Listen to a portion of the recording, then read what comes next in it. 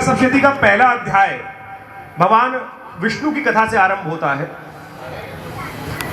आपने भगवान विष्णु की एक मूर्ति देखी होगी कि क्षीर सागर के अंदर भगवान विष्णु एक सहस्त्र फन वाले नाग के शैया बनाकर उस पर लेटे हैं। कथा बड़ी विचित्र है। एक सहस्त्र फन वाला नाग जो साक्षात मृत्यु प्रतीक है, मृत्यु, और उसके ऊपर भगवान विष्णु सो रहे और साथ में महालक्ष्मी विराजमान है। एक आसन इस रूप में, नाग के बेड के रूप में आसन आपने देखा होगा। भ्रांति होती है लोगों के मन में।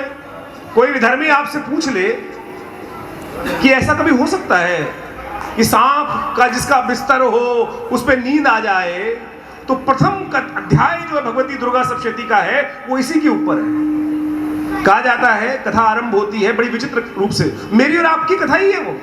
एक समाधि नाम का वैश्य, सुरत नाम का राजा, अपने राज्य में बड़ा मस्त होकर राज्य करता था। समाधि नाम का वैश्य बड़े बढ़िया आनंद से व्यवसाय करता था। कालांतर में समय पलटा, सेनापति का दिमाग खराब हुआ, राजा के साथ विद्रोह कर दिया और राजा को निष्कासित कर दिया।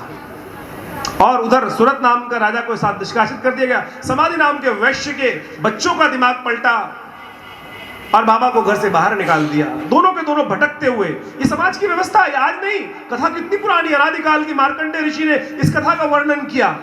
यानी पहले भी ऐसा होता था, आज विचित्र नहीं हो रहा है। लोग कहते हैं पहले नहीं होता था। कथा हमारी विराजमान है। इस संसार का बड़ा विरला क्रम है, हमेशा इसी प्रकार से चलता आया है और इसी प्रकार की वियोग होते रहते, पढ़ते रहते। पाप कैसे बढ़ते हैं समझते नहीं, शास्त्र को समझते नहीं, इसी कारण से पाप। अभी हमने सबसे पहले भजन जो किया, माता पिता की चरण कमल को धोकर पीने की आज्ञा वही मानी ना। सबसे बड़े गुरु जो वही है, भगवान गणेश, जिनकी हम सबसे पहले उपासना करते हैं।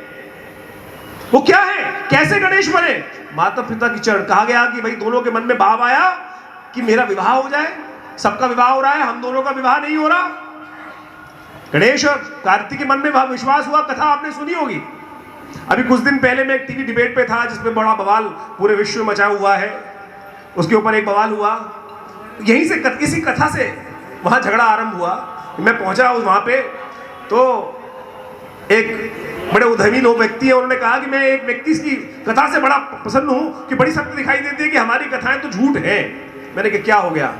बोले हमारे ऐसी देवता की उपासना करते हैं जो अपने लौंडे को ना पहचान पाया। इसी शब्द में उसने कहा, अपने लड़के को ना पहचान पाया, तुम ऐसे देवता की उपासना करते हो।